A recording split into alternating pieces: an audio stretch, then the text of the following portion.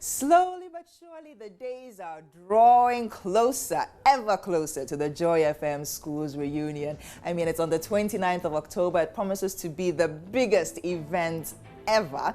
And whilst you're sending in all your memories about the stuff you used to do in school back in the day, you know, the songs you used to sing, the food you used to eat, the jama, your girlfriends and boyfriends from secondary school, all those memories, keep them coming. Hi and welcome to Joy News Interactive. For the next 30 minutes, let's keep talking right here on the Joy News channel on Multi TV. We're also live on the Go TV channel 144 and DSTV channels 421. Now this morning we'll give you the opportunity to ask the EC some questions on your mind. Plus, we're also going to find out from you whether you think a visually impaired teacher should teach your child. And you know, we're still in the old school fever days. We'll be asking you some of your memories, some of your anthems, the jama, all of that. And that's what we'll be talking about this morning on Joy News Interactive. You can start sending in your messages 05608000 on WhatsApp, on Facebook and on Twitter. It's Joy News on TV and at JN Interactive GH.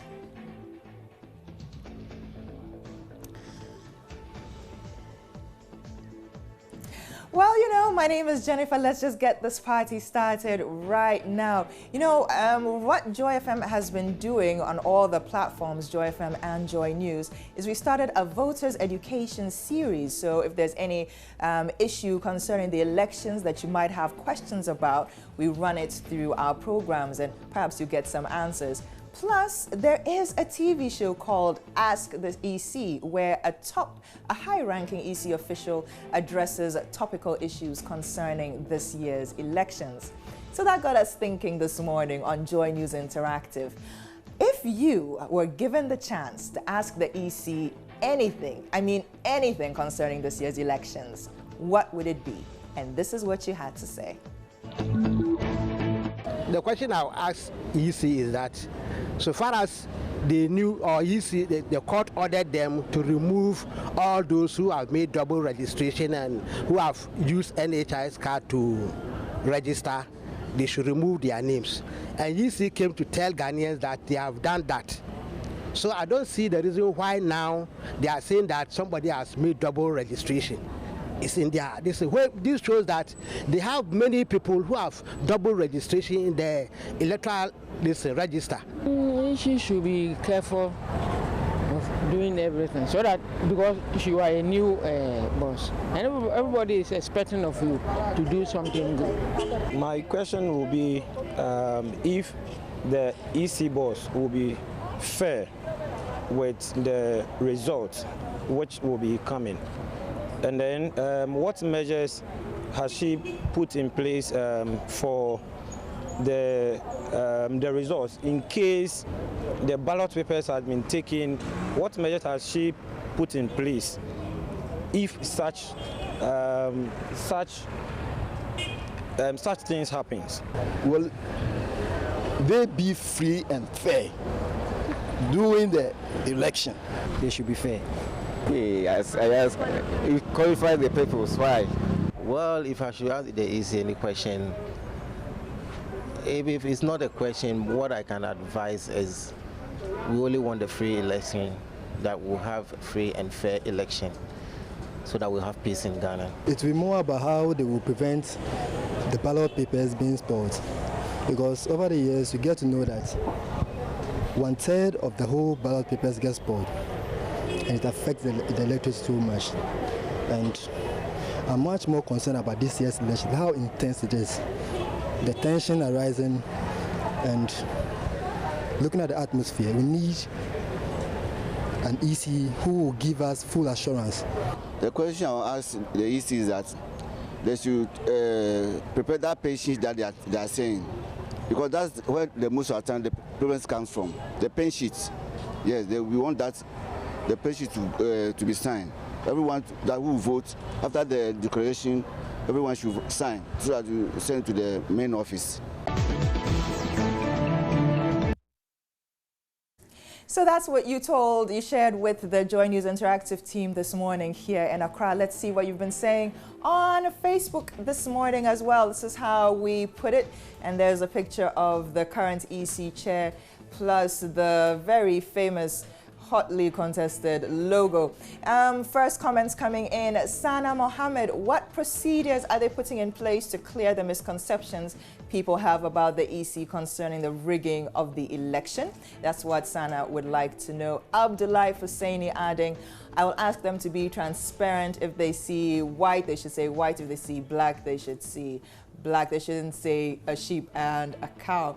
Okay, using an analogy there. Jemima adding, EC, thanks so much for the disqualification of Nana Konadu Dusem in 2020. Well, Jemima, that's not really a question now, is it? Maxwell Ajuman adding that perhaps the EC chair should not, or rather she should resign.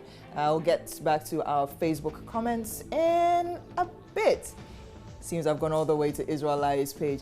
But in other stories this morning, and rather in other comments this morning, Ken Kalkun writing, what will the EC do to produce a credible, transparent, and free and fair elections?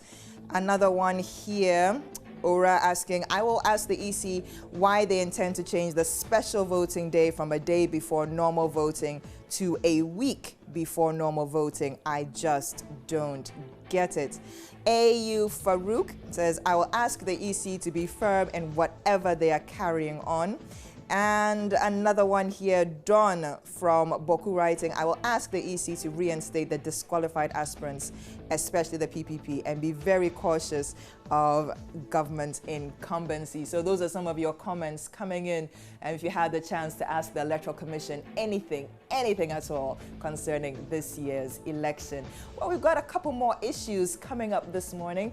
Of course, we're still going to be doing some school anthems and school Jama from the Joy FM Schools Reunion.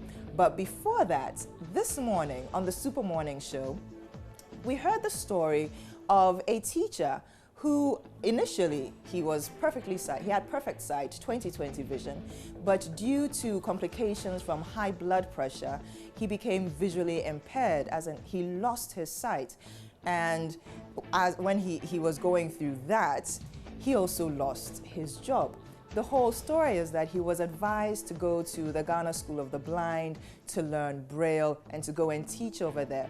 But in that period between moving from his normal school, his regular school, to the Ghana School of the Blind, he was taken off payroll. He was also accusing the GES of victimizing him.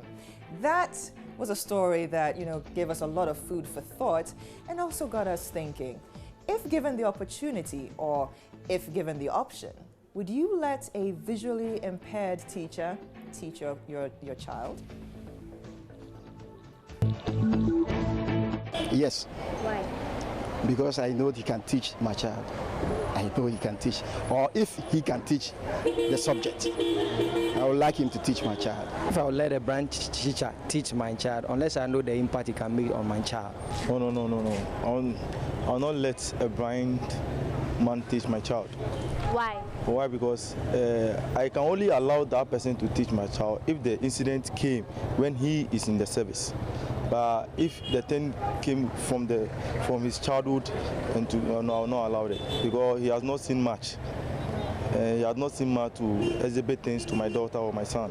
Understand? If your blind person teach my child, he can't see. Why you teach my child? No, I will not allow that. Why? Why? Because if the person is blind, how is he going to teach my child? How is he going to read? Though I know they have a method of reading, but how is he going to write it on the board for my daughter or my son to read or know what he's going to teach. So I don't think, to me, I don't think it's advisable for a blind person to teach in the classroom. Yes, I would like a blind, I would allow. If the person is competent, brave, has what it takes to impact knowledge, why not? No, it can't happen because a blind person cannot see. And how can he teach my child? Is it on the blackboard or in which way? I don't know. You can't teach my child. Yeah. So far as a blind minister is there, you can have a blind teacher. Unless you haven't been with them before. If you've been them before, you see that they are good. Let's say in Arabic school, the Quran is usually recited off-head. You see, so we have blind teachers who teaches our children the Quran because they know from A to Z about the Quran. But with our secular education, I don't know the system maybe they will take to teach our children. If it's maybe handicraft or anything, that one is different. But about what is about written things, for that one, I don't know how they can handle it. Those are some of your opinions on whether you'd let a visually impaired teacher teach your child. Let's see what you've also been saying on Facebook concerning this story. It was pasted on the Joy News platform earlier today. Young writing, so sad, God is alive, by the power of God things shall get well. Amanda adding, if it's something you will go and buy, then one of them someone would also go and buy. She can't quite believe it. Also asking if the GES, if that's standard procedure.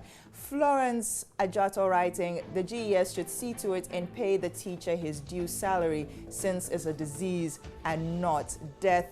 And Esther Mensa adding, I think the GES has the right to sack him. He should be on disability. Social Security should pay him for the rest of his life. So keep sending in your comments and your messages on Facebook and on WhatsApp. This is still Joy News Interactive. More from the Joy FM School Reunion coming up after this break.